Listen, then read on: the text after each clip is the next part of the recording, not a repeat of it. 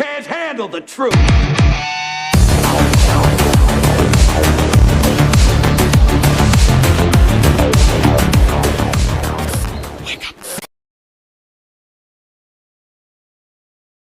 With the focus on Operation Epic Fury, this week we investigate the looming national security threat from China and the Communist Party. We recently sat down with retired four-star General Charlie Flynn, one of the most experienced and widely respected voices on China and the Pacific region. One U.S. administration after another has talked about the pivot to Asia and the economic and military threat from the Chinese Communist Party. Flynn knows firsthand about China's military buildup and whether the U.S. is playing catch-up in 2026. So let's get straight to the point. Like the last century was defined by the relationship between the United States and I would say Europe and the Soviet Union, this century is going to be defined by the United States and China because of the way China has woven itself into these various sectors economically across the globe.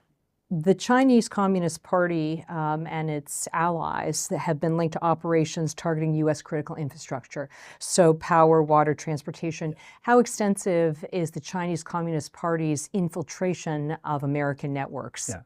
Let me point to two operations that happened while I was out in the Pacific. So the first one was in, I think, May or June of 23. It was Salt Typhoon. And that right there, that operation there, a cyber operation, was to sort of see and make sense of what would happen if the United States military were to deploy. So a form of cyber reconnaissance being done by the Chinese. Follow that a year later with Volt Typhoon. Similar attack, only this attack is against telecommunications, metadata, and messages, right? Talk, text, all those kinds of things. And my point through telling those two stories is China is very good at this, and they are doing preparation of the battlefield or preparation of the battle space to disrupt, delay, deny, and confuse our efforts to actually be able to project power, secure ourselves in the Western Pacific, and then support our allies and partners in the region. If China were to pull the trigger on some of these operations, what would it look like for the U.S. military and American civilians? What they have is three things. They have mass, they have what's referred to as magazine depth. In other words, they have a lot of platforms and a lot of weapons. And then they're operating on interior lines. They're only, we'll call it 100 miles from their objective in Taiwan. We have 8,000 miles that we have to go across. And so our problem is logistics, sustainment, operational presence forward, command and control, and we have to close our timing. We have to close that gap very quickly. So we have to be forward. So anything that happens in the cyber and space domains to prevent, deny, disrupt, or just confuse our ability to make decisions is not helpful in our timing to be able to do the things we need to do to counter what they're doing. And to be clear, based on your experience, this is what the Chinese Communist Party has done and continues to do. Absolutely. How vast is the Chinese Communist Party's spying network inside the U.S.? Okay, so there are estimates that there are in excess of 325,000 students. Just imagine for a minute that 25% or 30% of that number were hard spies. In other words, they were here collecting vast amounts of intelligence and shipping that back to the Communist Chinese Party. I would argue that everyone here is operating under the consent and under the thumb of the Communist Chinese Party in one way, shape, or form or another. Why? Because they put pressure on their families back in China, and then they, by way of receiving these benefits to be able to do this, they're having to produce information for the Communist Chinese Party. So when you combine a network of spies and you combine the information operations that are going on to undermine the trust in institutions, undermine the trust of people to the institutions. This is, has a compounding effect on the United States and our sovereignty. As commander of U.S. Army Pacific, you saw this firsthand in Alaska. What did you see?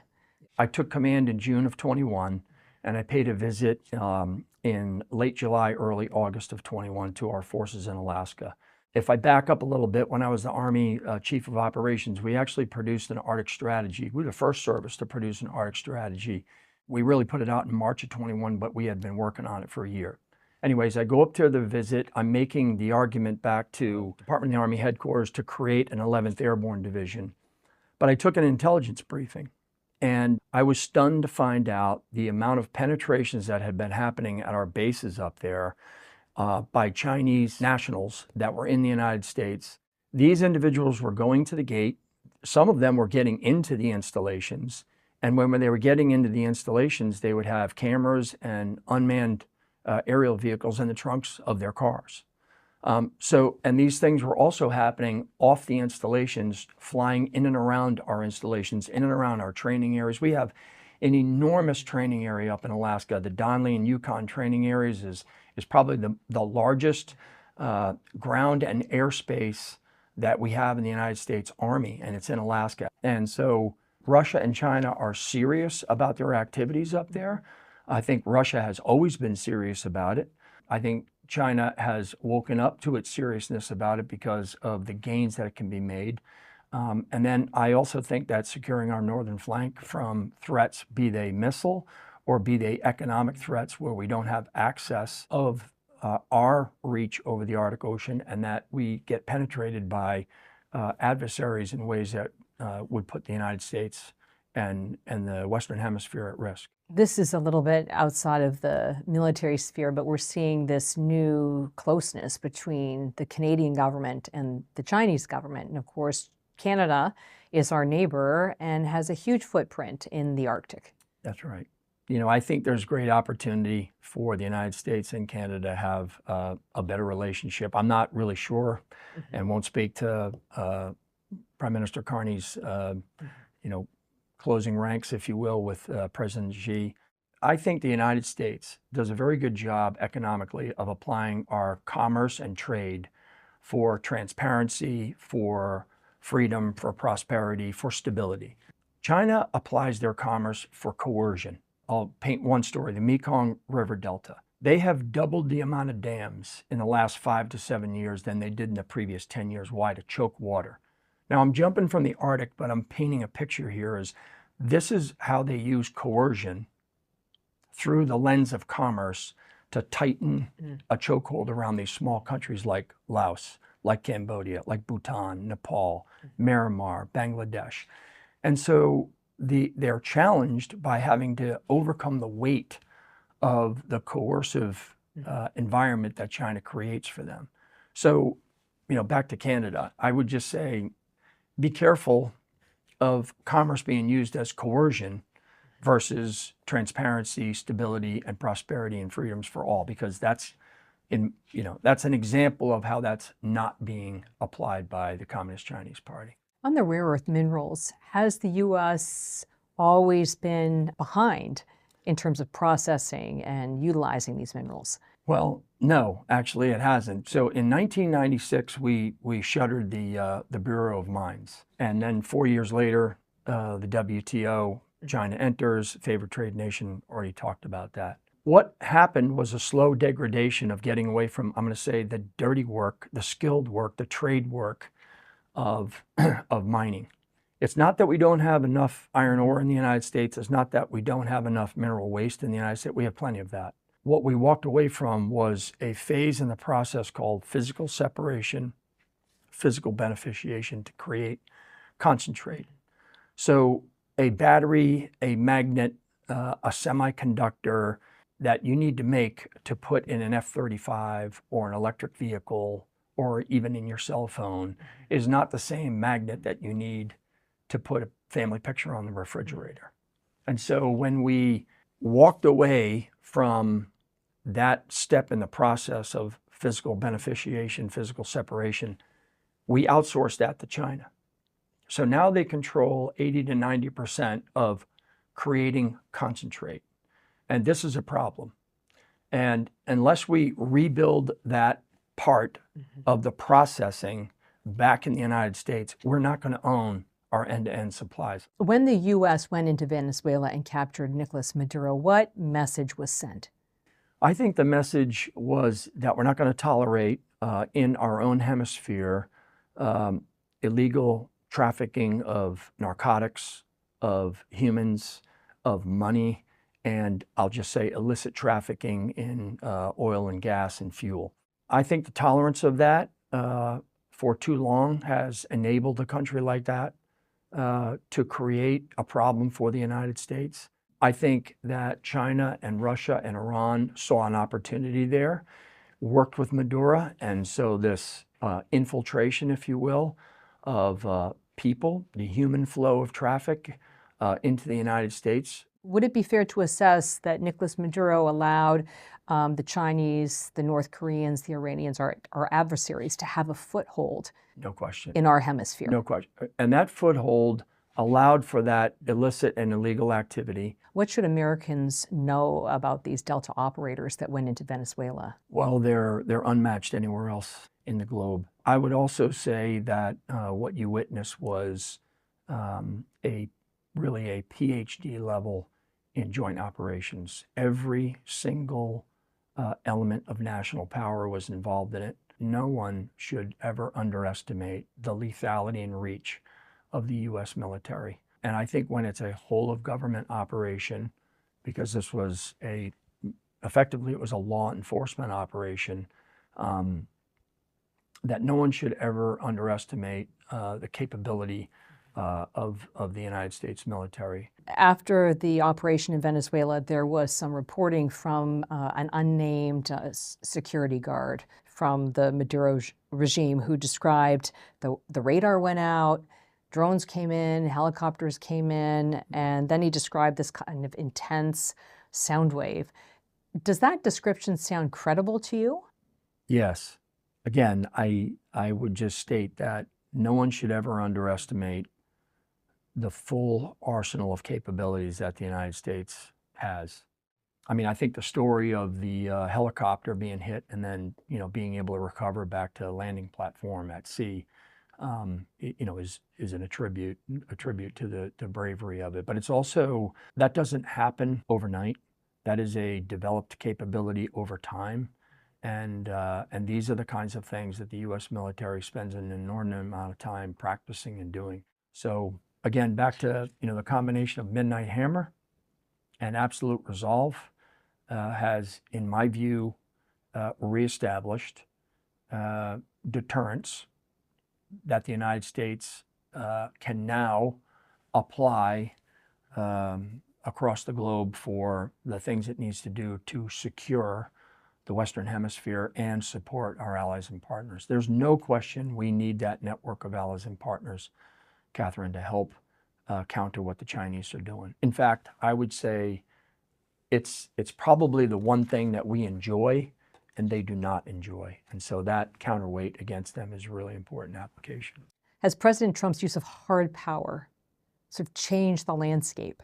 I believe so. I mean, again, back to those two operations right there, I would say the application of those hard power operations are demonstrations of capability, will, political will, and military will to execute the operation. I actually think what President Trump and this administration have done is created strategic unpredictability, and that sowing of doubt and that feeding of paranoia into the minds of our adversaries is an important element of deterrence.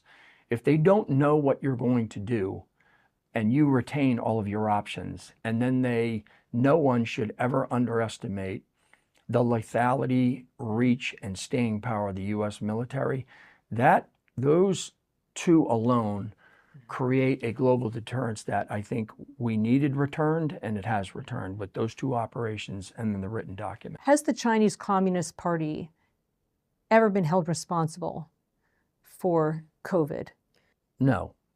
I think one of the things that we need to do a much better job about is calling China out for their insidious activities, COVID being one of them. I think you and I have talked before about the islands in the South China Sea. I mean, we told them, don't build them. They built them. We told them, don't man them, they manned them. We told them, don't arm them, they armed them. And we just, we put a picture on the cover of the Newsweek magazine and we move on.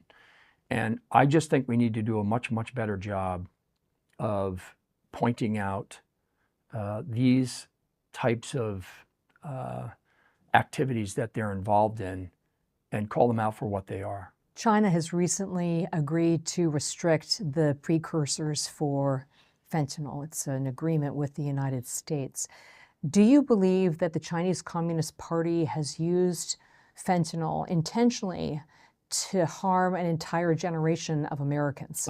Yes, they have. And I think that, again, back to our commentary about Venezuela, I think that the nexus of that geographic location, the ability to have cover through a narco-terrorist state, and then be able to flow those precursors on the backs, basically, of illegal immigrants and refugees to come into this country.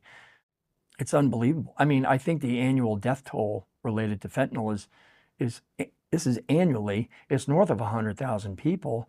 I mean, we lost 62,000 in Vietnam over 10 years. We're losing, and by the way, most of these people, to my knowledge, are under the age of 35. I mean, this is a terrible series of activities that's happening in this country. And, again, do we call that out? I would arguably say not enough. So now what have they done? They brokered a deal with President Trump to stop the flow of these precursors, but we'll see.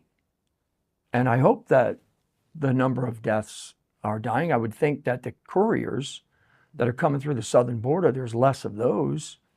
So now that's less chance for these precursors to come in through our southern borders and go to labs and be, distributed.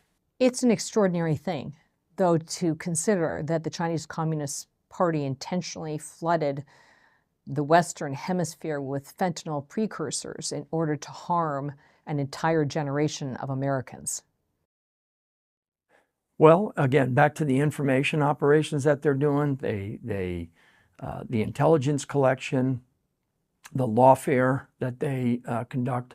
Why would we assume that they're not doing some type of, the word being used, poisoning of American citizens and youth? And by the way, at the same time, the cash that can be created as an outgrowth of that distribution of drugs is, it's extraordinary.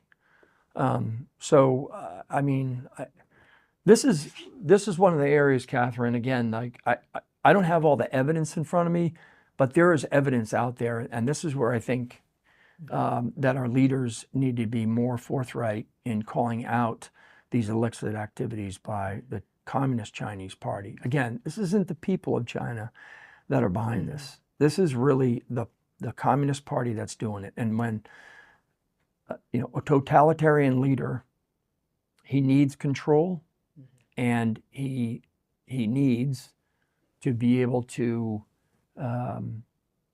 degrade, deny, disrupt, and undermine the very fabric of an open society like the United States.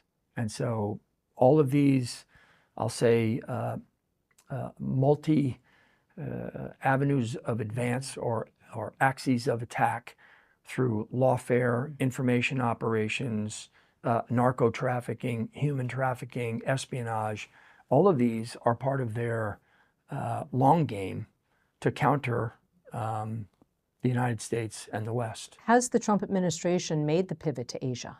I think the combination of those operations, the national security strategy, and the commitment of the U.S. military there, yes, I would say in ways that previously, I'm not sure it was as profound as it is now. Now, I will also say, and I think Secretary Bessent says this really well, we're at a place economically and globally where we can't really decouple from China, but de-risking, I think, is the right way to go. What's next for you? Well, at the time, I'm I'm enjoying just starting a small firm. I'm doing some work over in the oil and gas industry. I'm doing some work in critical minerals and rare earth elements. I'm doing some work in the defense sector, mostly with technology. You're still serving in kind of a new way. The United States military, namely the United States Army, for 4 decades saw value in my judgment. And I'm the product of a range of leaders, and I'm grateful for their help. And so I think the use of what the United States has invested in me, if there's a way for me to be able to give back to industry, to the country, to our friends and allies, then I'm for that. I think many people look at a map and they think of Asia as blue water, blue air, lots of Navy. That's inaccurate, wholly inaccurate. Those countries turn to their armies to defend their borders, protect their territorial integrity, and really, maintain control of their national sovereignty. And so my relationships with I'll say the land power network leaders in that region, if they can be helpful to the United States, if they can be helpful to the region as a great counterweight to what the Chinese are doing, then then I welcome the opportunity to do things like that. You don't do a lot of interviews. You've chosen to do independent journalism. Why independent journalism? I think the confidence in our large media companies is degraded to a degree that there's a erosion of confidence in their ability to allow the viewer to just get the facts and come to their own conclusions or have their own opinions. So I'm thankful to you and others like you that have, you've been in that sector, but you've decided to break out and begin to do, I'll say, tip of the spear type of journalism to deliver facts in an unbiased way and less influenced by corporate donors and producers who feel like, hey, this message has to be from this platform and it has to signal this, and allowing the viewer to come to their own conclusions and opinions versus a steady drumbeat of a tone and a tenor and a message that they want you to pick up and hear and then carry forward. After every interview, I think about the tone and the headlines. In this case, I was struck by just how candid General Flynn was about the scope of the threat from China and its Communist Party. Everything from conventional attacks to cyber attacks, the theft of U.S. intellectual property, rare earth minerals, as well as control of the Arctic. You can only conclude that this is not a next generation threat. It's a real-time threat to the U.S. and its interests.